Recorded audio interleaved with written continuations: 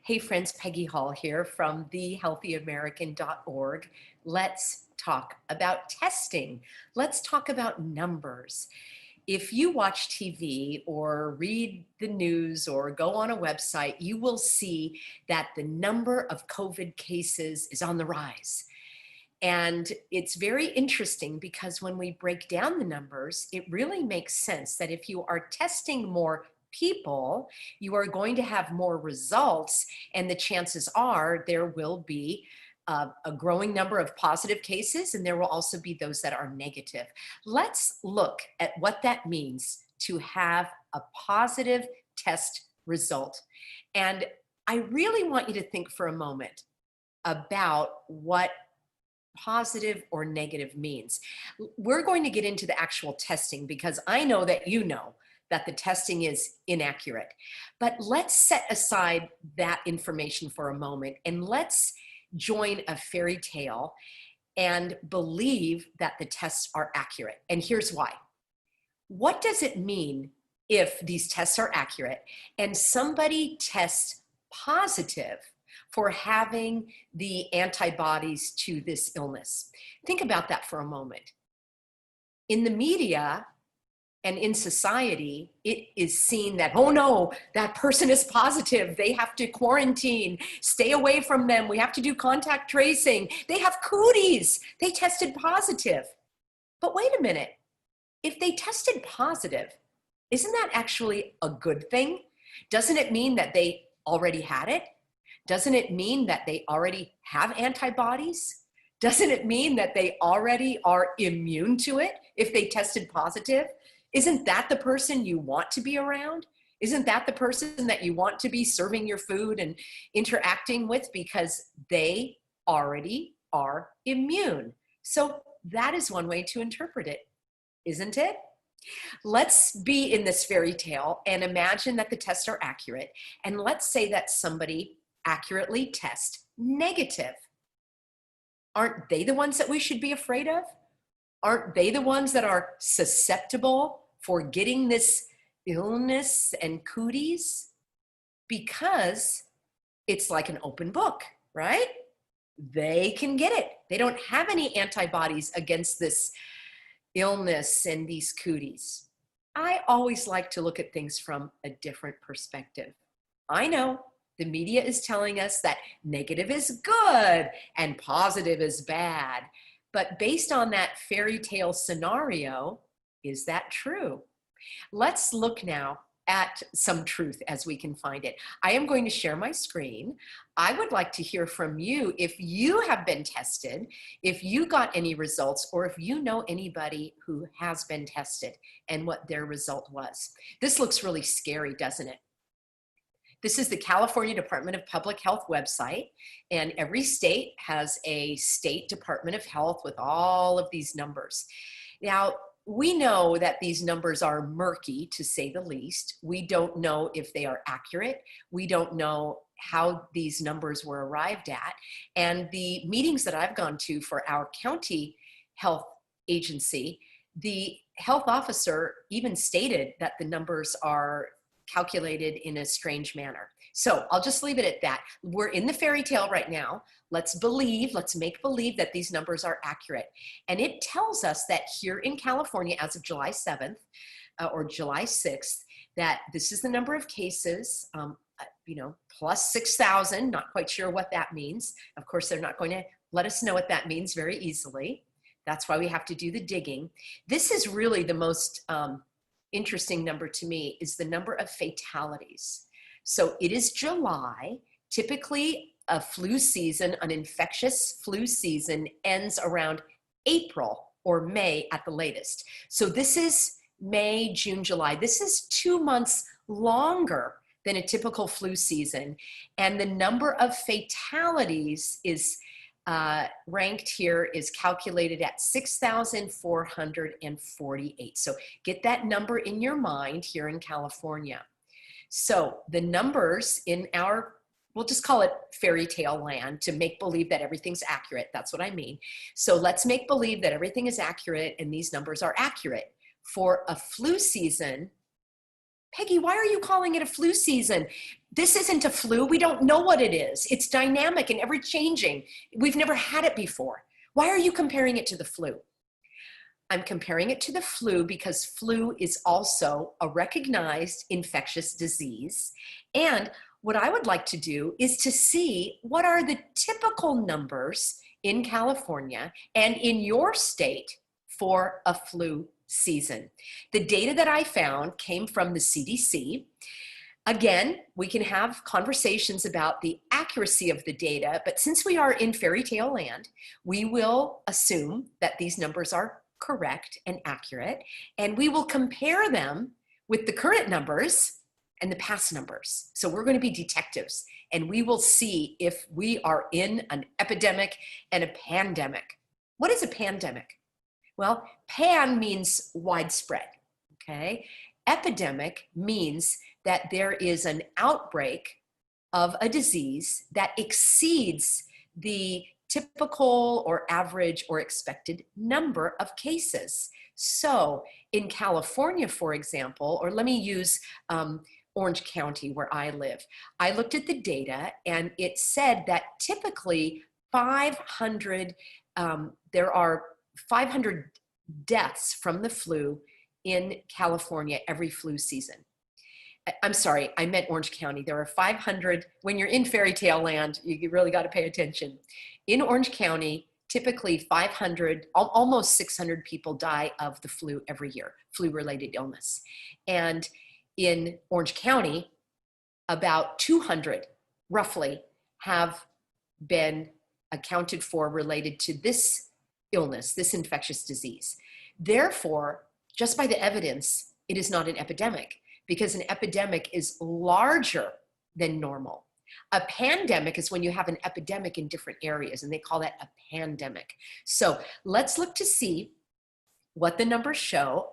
We now are going to go to the fairy tale land of the CDC. So here we go. We will travel, and this is an amazing site here, and I am going to give you the link because you can find in your state, and this is as of 2018, you can find in your state how many people die typically in every year of the flu. Now it does say flu and pneumonia. Peggy, you're fiddling with the numbers again. It's not just the flu, it's flu and pneumonia. The reason why it is calculated as flu and pneumonia is because nobody really dies of the flu, just like nobody really dies of this virus that's currently in our consciousness. The death is caused from usually a secondary cause like pneumonia or heart disease or organ failure, and it's considered that the flu prompted that and made it worse. So if somebody already has, congestive heart failure and then they get the flu, they might get pneumonia and then that accelerates their demise. So that is how these contagious diseases are calculated. So, and it's the same thing with the current illness, that is how it is calculated. So here in California, we see that in 2018, there were almost 7,000 people that died of flu and pneumonia. And you can click on your state. It's very fascinating to me. I just love to dig deeper. So here's another level. And you can look at the key health indicators for your state. You get the fertility rate, teen birth rate. All of this is very interesting to me. How many people die in murders? How many through guns? What is the divorce rate? Interesting, they don't have it for California. It's probably one of the highest states. And then we've got the leading causes of death. And this is of 2018.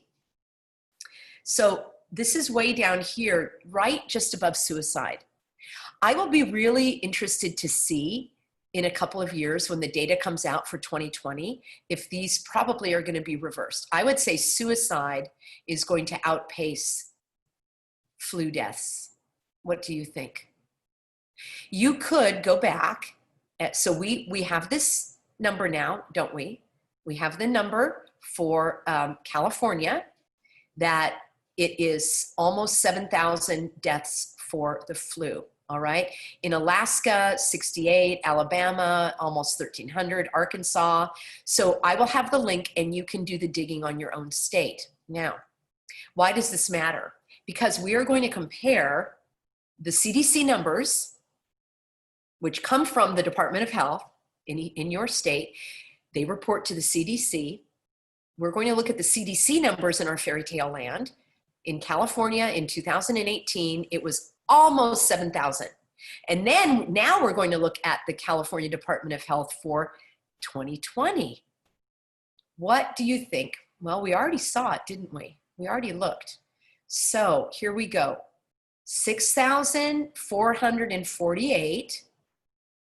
Now, I didn't learn Common Core math when I was in school. I learned regular math. So my regular math is going to tell me that 6,917 is more than 6,448. Well, Peggy, the year isn't over yet. The year's not over. Well, the flu season is over, and the flu season has been over for 2 months. So really, these numbers from the California Department of Public Health were probably lower back in April and the beginning of May, which is when those numbers are calculated. So looking at the numbers, there is no epidemic in California. Remember, an epidemic is the outbreak of an illness that is larger than expected. And then a pandemic is when you have many epidemics across an area. In my view, a pandemic isn't even that important because health is a local issue. That would be like worrying about the weather in New York when you live in California. It really doesn't have any bearing. I've made videos about this before, and you can dig a little deeper on that. And you may be saying, well, Peggy, the reason the numbers are lower is because we stayed at home and we wore masks and we did forced separation. Of course the numbers are lower. There you go, twisting the facts again. Well, here's a fact for you. The fact is, we don't know if that had the effect of making the numbers lower. And the reason why we don't know if wearing a mask and staying home and all of that made the numbers lower is because you would have to have a control group. And you would have to do the exact opposite, where life goes on as normal and you don't wear masks and you don't stay home.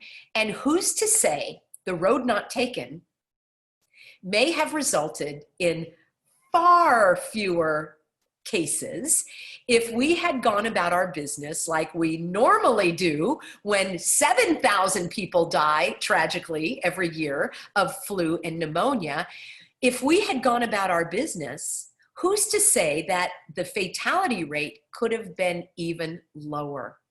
That number here, where I'm going to show you one last time, this number here, this 6,448 fatalities, who's to say we could have slashed that in half if we had been out and about?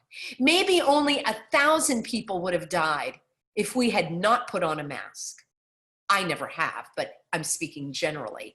Maybe this number would have only been 1,000 fatalities if we had been out and exposed and created antibodies and our own immune response. We have something called acquired immunity, which means you can get stronger and more resilient and not be as susceptible to colds and so forth. We don't know. We may have killed people by staying home. Isn't that what they are telling us on the media? You may be responsible for killing people because you wore a mask. How about that? You may be responsible for killing people because you stayed home. It's horrible, isn't it? I'm sure you don't like to hear me say that. How do I know? Because I don't like being told that I killed people because I was out and not wearing a mask. The fact of the matter is, and here's another fact, we don't know, because it was not a control group. The closest we have is to look at countries like Sweden, where they didn't have the stay-at-home orders on the level that many areas did, and look at their rates of infection and fatalities.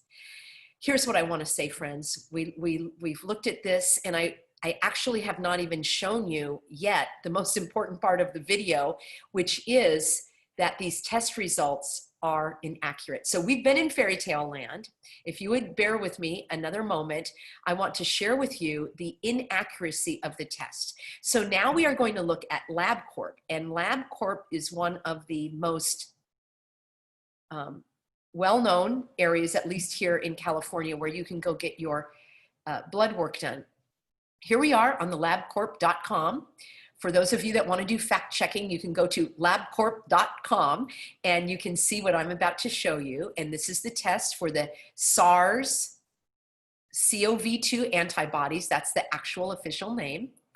And it says right here that, let's look at the test details. It says that you should not use the results as the sole basis to diagnose or exclude the infection. It also says that this test has not been FDA cleared or approved. It has been authorized under the emergency use authorization, which means in an emergency, which we know we're not in an emergency any longer, but we'll play along. In the emergency, they can have tests that have not been approved. So if you're getting tested, you're being tested by a test that is not approved, has not been cleared. And also, it says that a negative result does not mean that you aren't infected. And a positive result could occur, so a false positive result infrequently, well, I would like to have a definition of infrequently, occur due to prior infection with other human coronaviruses. All right, so we're clear on this, right? Negative doesn't mean negative, and positive doesn't mean positive. Positive means you probably had a cold at some point in your life, and you have antibodies that have developed, and that's what is being tested. Let's look at the FDA. Okay, we've already looked at that website, which I will give you. Now we're on the FDA website. So fact checkers, just to make it easy for you, rather than just go on the video, why don't you go on fda.gov, okay? So fact check, PolitiCheck, and all these other websites that are fact checkers. Here's what we're going to read together. Let's look at it, shall we? False positive results. Now, this is as of July 6th. Okay, just want to make sure. And it says that the FDA is alerting clinical laboratory staff and healthcare providers of an increased risk of a false positive result. Okay, 3% are false positive. Here we go. Now, the FDA is working to resolve this issue, and there's a lot more detail which you can read. I want to ask you a question here. We already know that the test results are inaccurate. The FDA says that the test results are inaccurate. LabCorp says that the test results are inaccurate. We already don't know, like, is positive good because you already had it and you already have the antibodies? That's a good thing, right? And is negative bad because you could still get it, so you're susceptible? Which is it? Which is it, CDC?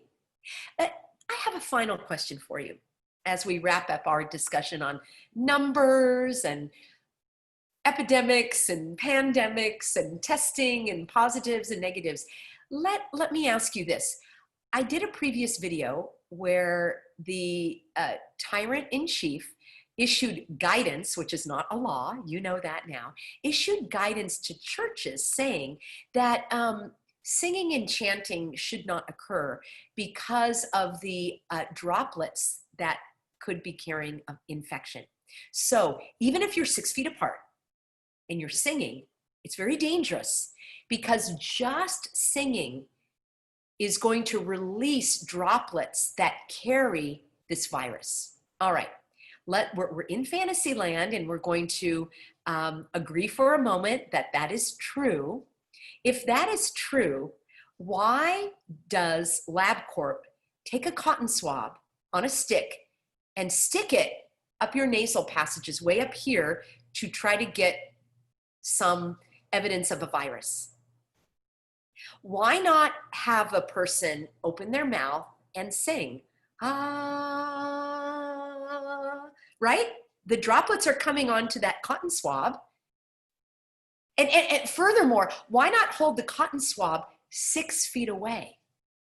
Hold the cotton swab 6 feet away, let someone breathe without a mask, breathe on the cotton swab, and then you should have an accurate detection system for determining whether someone is going to test positive or negative for this virus.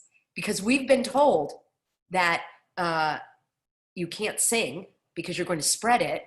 So why not make it easier and have everybody just breathe on a cotton swab, send that in, and oh, am I off base here? Did I misunderstand? Did I misunderstand that you need to be 6 feet apart and you can't sing even if you're 6 feet apart because you might spread this illness? If that's the case, let's make it easy on all of the LabCorp technicians and the individuals being tested. You can just breathe right onto it, and that should be a shortcut. Let me know what you think in a comment below. I love our get-togethers where we can dive deeper to uncover what is really beneath the headlines. See you soon, everybody.